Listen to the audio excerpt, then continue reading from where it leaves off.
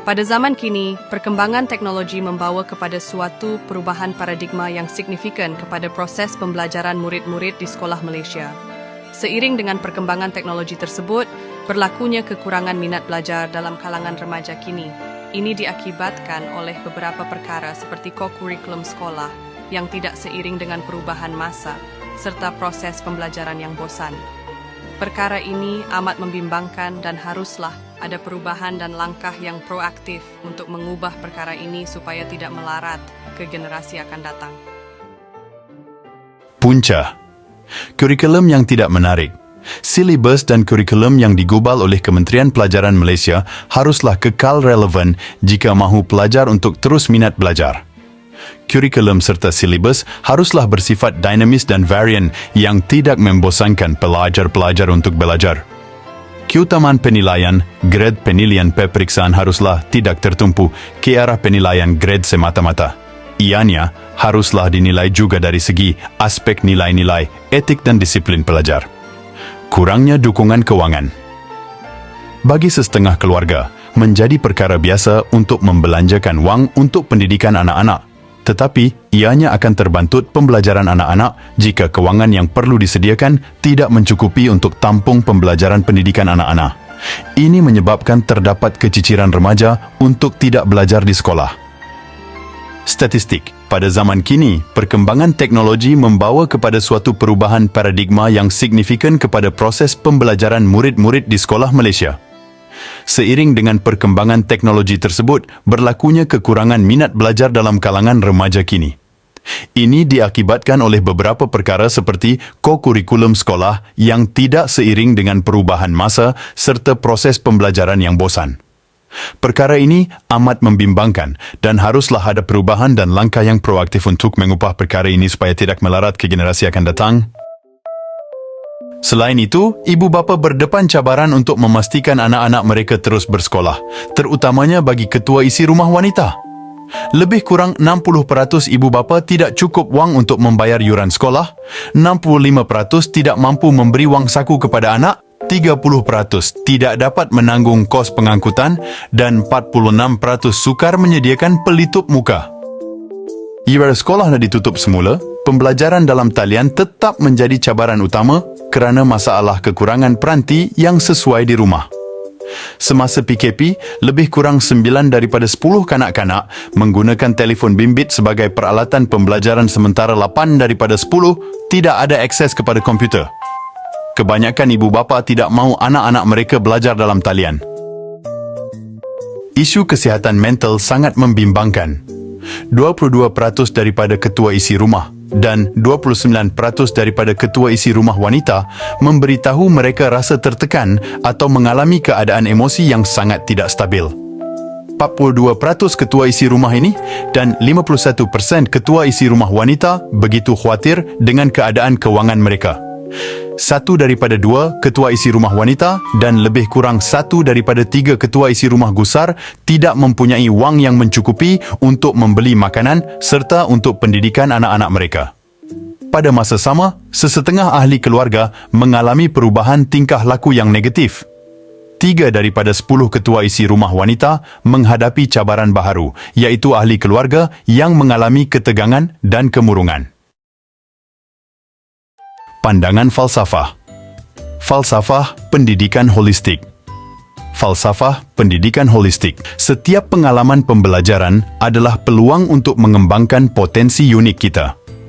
Melalui pengetahuan, kemahiran dan pemahaman diri, kita membentuk landasan bagi kejayaan sepanjang kehidupan. Belajar bukan hanya tentang mendapatkan jawapan, tetapi juga tentang soalan yang mendalam dan berkembang sebagai individu yang sedar akan dunia sekitar. Falsafah pendidikan holistik diperkenalkan melalui sumbangan pelbagai pemikir dan pendidik sepanjang masa. Berikut beberapa cara bagaimana falsafah ini diperkenalkan. John Dewey. Dewey, seorang filsuf dan pendidik Amerika, memberikan sumbangan besar terhadap pendidikan holistik. Pendekatannya menekankan pengalaman praktis dan keterlibatan aktif pelajar dalam pembelajaran, mengintegrasikan aspek kognitif, emosi, dan sosial. Rudolf Steiner, pendirian pendidikan Waldorf, Steiner memperkenalkan pendekatan holistik dengan menekankan pentingnya pembangunan seluruh individu, termasuk aspek fizikal, emosi, dan rohani. Maria Montessori seorang dokter dan pendidik Itali, memperkenalkan metode Montessori yang menekankan pengembangan penuh potensi anak melalui pengalaman belajar yang terstruktur dan mandiri. Carl Rogers, seorang psikolog humanistik, menyumbang kepada pemikiran holistik siswa dengan teori tentang pendidikan yang memahami keperluan psikologi dan emosi, serta pentingnya hubungan guru-guru yang menyokong.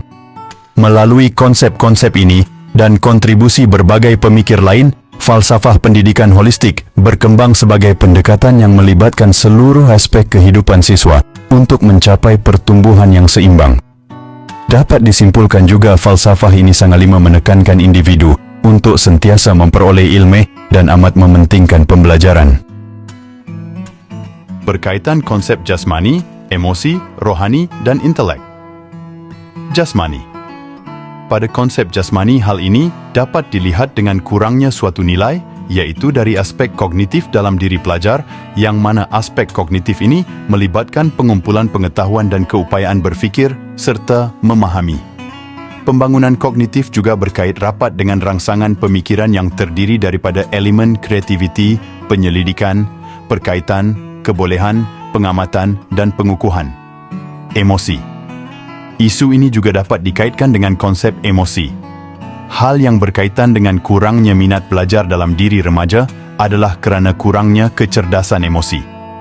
Jika dilihat dalam konteks pendidikan, kecerdasan emosi merupakan salah satu perkara yang penting dalam mencapai kejayaan.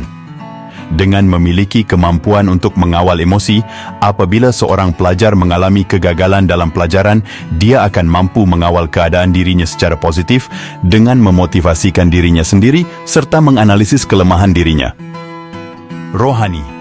Konsep rohani dapat dilihat dan dirujuk kepada Tajul Arifin Nordin 1993 yang menyatakan bahawa bangsa yang kuat serta mulia tidak hanya bergantung pada kekuatan fizikal yang bercorak kebendaan dan teknologi.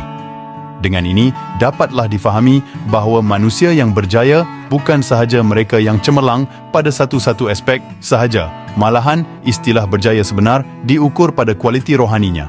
Intelek. Penurunan minat belajar dalam kalangan remaja dalam konteks intelek dapat dilihat melalui kecergasan intelek seseorang individu. Pada aspek intelek ini, ianya berkait rapat dengan kecergasan jasmani, emosi, dan juga rohani. Menurut Kamus Dewan 2007, intelek bermaksud kemampuan daya berfikir dan memahami atau menganalisis sesuatu perkara. Individu yang memiliki mental yang sihat semestinya berupaya berfikir dan memahami dengan jelas segala arahan, ilmu, dan mampu bertindak dengan aktif. Falsafah Pendidikan Negara dan Rukun Negara. Pendidikan negara. Pendidikan di Malaysia adalah suatu usaha berterusan ke arah lebih memperkembangkan potensi individu secara menyeluruh dan bersepadu untuk mewujudkan insan yang seimbang dan harmonis dari segi intelek, rohani, emosi, dan jasmani berdasarkan kepercayaan dan kepatuhan kepada Tuhan. Usaha ini adalah bagi melahirkan warga negara Malaysia yang berilmu pengetahuan, berketerampilan, berakhlak mulia, bertanggungjawab dan berkeupayaan mencapai kesejahteraan diri serta memberi sumbangan terhadap keharmonian dan kemakmuran keluarga, masyarakat dan negara. Rukun negara. Rukun negara mengandungi nilai-nilai seperti kesetiaan kepada raja dan negara, menjaga hak asasi manusia, ketertiban sosial dan keharmonian. Pendidikan rukun negara akan dilaksanakan bukan sebagai subjek baharu, tetapi menerusi pengisian secara menyeluruh dalam kurikulum sekolah dan aktiviti kemasyarakatan bagi meningkatkan penghayatan falsafah negara itu. Mengambil contoh situasi COVID-19 ketika itu, pandemik memupuk perpaduan dalam kalangan masyarakat tanpa mengira bangsa, iaitu rakyat memberi pengiktirafan kepada petugas barisan hadapan atas pengorbanan mereka. Pandangan tokoh 1. Menurut Wan Syahzlinda Shah Shahar, yang merupakan pensyarah kanan di Jabatan Perakaunan dan Kewangan Fakulti Pengurusan dan Muamalah Universiti Islam Selangor, menyatakan bahawa kurangnya minat pelajar dari segi pandangan beliau yang lebih memfokuskan pelajar lepasan SPM untuk melanjutkan pelajaran boleh dikaitkan dengan faktor seperti kos sara hidup yang tinggi, keinginan untuk berdikari dan pendapatan segera dan keraguan terhadap nilai pendidikan universiti. Oleh itu, adalah penting bagi kerajaan, institusi pendidikan dan masyarakat secara keseluruhan untuk menangani kebimbangan ini dengan menyediakan sokongan kewangan dan mendedahkan manfaat jangka panjang pendidikan tinggi untuk menggalakkan lebih ramai lepasan SPM melanjutkan pelajaran. Pandangan tokoh 2, menurut Presiden Persatuan Pelajar Islam Selangor Darul Ehsan, PPIAS, Muhammad Zakir Abdul Razak, menyatakan bahawa faktor utama yang menyumbang pelajar kepada keciciran pelajaran ialah masalah kewangan, kesihatan mental dan jadual pembelajaran yang tidak teratur akibat COVID-19. Oleh itu, Kementerian Pendidikan Malaysia, KPM, perlu mengambil langkah proaktif dalam mengenal pasti isu sebenar dengan mengeluarkan statistik baharu yang lebih terperinci bagi mengatasi isu ini. KPM juga perlu mempertimbangkan kepadatan silibus pembelajaran dan lebih menjaga kebajikan guru-guru. Hal ini membolehkan guru-guru lebih fokus kepada proses pengajaran dan pembelajaran PDP dalam memastikan keseronokan pelajar untuk meneruskan pembelajaran. Pandangan tokoh 3, menurut mantan Ketua Pengarah Pendidikan Tan Sri Alimuddin Mat Dom, turut mengakui bahawa sesetengah pelajar sijil pelajaran Malaysia SPM memilih untuk tidak melanjutkan pengajian kerana pemilihan kerja lebih ke arah pekerjaan kilang, menceburi bidang e-hailing dan pengaruh kuat media sosial dan berkecimpung dalam dunia glamour. Hal ini kerana dalam konteks yang lebih besar, pihak kerajaan seharusnya bertindak dengan mengkaji punca golongan lepasan SPM ini tidak berminat mengikut jejak langkah abang dan kakak mereka. Kerajaan perlu menganalisis punca golongan tersebut tidak mahu menyambung pengajian ke peringkat universiti, kolej atau kemahiran sama ada berpunca daripada isu kewangan keluarga, akademik yang lemah atau realiti peluang pekerjaan. Terdapat 4 kategori kesan yang akan diberikan oleh isu ini, iaitu kesan kepada individu, keluarga, masyarakat dan negara. Kesan pertama yang akan diberikan kepada individu adalah kurang motivasi.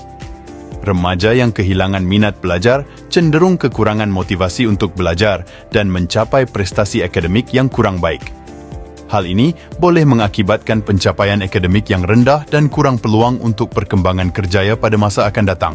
Selain itu, individu akan kurang kejayaan hidup. Hal ini kerana minat pelajar yang merudum boleh menyebabkan remaja menghadapi kesukaran dalam kehidupan kerjaya mereka. Tambahan juga, mereka berpotensi mempunyai kejayaan yang terhad dalam kerjaya dan pendapatan mereka, yang akhirnya boleh mengurangkan kualiti hidup. Selain itu, kesan yang diberikan kepada keluarga adalah ketidakpastian dan kebimbangan. Keluarga yang mempunyai remaja yang kehilangan minat belajar akan menghadapi tekanan tambahan. Mereka akan bimbang tentang masa depan anak mereka dan bagaimana untuk membantu mereka mencapai kejayaan dalam pelajaran. Seterusnya, akan memberikan kesan ke atas ketegangan keluarga. Ini kerana ketidakpuasan atau konflik dalam keluarga boleh timbul apabila remaja menolak untuk belajar atau mempunyai prestasi akademik yang lemah. Ini boleh mengakibatkan ketegangan dalam hubungan keluarga. Di samping itu, isu ini akan memberikan kesan kepada masyarakat yang akan menyebabkan kurang sumber berkualiti. Minat belajar yang merudum dalam kalangan remaja boleh mengakibatkan kurangnya sumber manusia yang berkualiti dalam masyarakat. Ini boleh mengurangkan daya saing masyarakat di peringkat global dan keupayaan untuk berinovasi. Tambahan juga, isu ini akan meningkatkan masalah sosial dalam kalangan masyarakat. Remaja yang tidak berminat dalam pendidikan cenderung lebih terdedah kepada masalah sosial seperti pengangguran, jenayah dan penyalahgunaan dadah. Ini boleh mengakibatkan masalah sosial yang lebih serius dalam masyarakat. Akhir sekali, isu ini turut memberikan kesan yang negatif kepada negara, yang akan menyebabkan kurang kemahiran dan inovasi. Negara akan mengalami kekurangan tenaga kerja yang berkemahiran dan kurangnya inovasi sekiranya remaja kehilangan minat belajar. Ini boleh menghambat pertumbuhan ekonomi dan pembangunan negara. Mitigasi, program bantuan kewangan. pihak berwajib serta institusi pendidikan perlu menyediakan platform serta program bantuan kewangan yang lebih luas seperti mendedahkan pelajar berkaitan peluang beasiswa, geran dan pinjaman pendidikan yang tersedia daripada badan kerajaan, organisasi swasta dan universiti, mempertingkatkan kesedaran, mengadakan sesi penerangan, seminar, pameran pendidikan di sekolah atau melalui media sosial dan platform digital bagi menerangkan kepada pelajar-pelajar tentang faedah dan peluang pendidikan di institusi pengajian tinggi. Kaunseling kerjaya. Menyediakan perkhidmatan kaunseling kerjaya kepada pelajar untuk membantu mereka memahami minat, kekuatan dan aspirasi mereka. Menyediakan panduan tentang laluan pendidikan berbeza yang tersedia, seperti universiti, kolej, latihan vokasional dan institut teknikal, berdasarkan matlamat kerjaya mereka. Program bimbingan dan mentoring. Pelajar boleh berhubung dengan individu yang berjaya dalam melanjutkan pelajaran ke peringkat tinggi bagi membimbing mereka dalam mengambil keputusan yang tepat dan memberikan panduan dalam mengembangkan visi kerjaya yang diminati dengan lebih jelas berdasarkan minat dan bakat mereka. Rangkaian alumni. Serlahkan kisah kejayaan pelajar lepasan SPM yang telah melanjutkan pelajaran ke peringkat tinggi dan mencapai matlamat mereka. Wujudkan rangkaian atau platform alumni di mana bekas lepasan SPM yang telah melanjutkan pelajaran boleh berkongsi pengalaman mereka, memberi nasihat dan berfungsi sebagai sistem sokongan untuk lepasan SPM semasa. Sokongan dan testimoni rakan sebaya. Atur sesi untuk pelajar berinteraksi dengan pelajar pengajian tinggi semasa, sama ada secara peribadi atau melalui platform dalam talian. Kerjasama dengan institusi pendidikan. Bekerjasama dengan universiti, kolej dan pusat latihan vokasional untuk memudahkan lawatan kampus, hari terbuka dan pameran kerjaya. Galakkan pelajar untuk meneroka institusi pendidikan yang berbeza, belajar tentang program yang ditawarkan dan berinteraksi dengan pelajar dan fakulti secara langsung. Pilihan pembelajaran fleksibel. Terangkan pilihan pembelajaran fleksibel yang terdapat di institusi pengajian seperti program separuh masa dalam talian atau pendidikan jarak jauh. Kerjasama industri serta pengalaman pembelajaran menarik. Jalinan kerjasama dengan industri bagi memberi pendedahan tentang peluang kerjaya. Pamerkan pelbagai kursus dan program yang tersedia dalam pendidikan tinggi seiring dengan keperluan industri semasa dan berikan pendedahan tentang peluang pembelajaran secara praktikal dan pembelajaran berdasarkan pengalaman, latihan amali dan projek penyelidikan yang boleh meningkatkan pengetahuan dan kemahiran pelajar dalam pendidikan formal. Penglibatan ibu bapa. Penglibatan ibu bapa dengan menganjurkan sesi maklumat khusus untuk mereka adalah penting.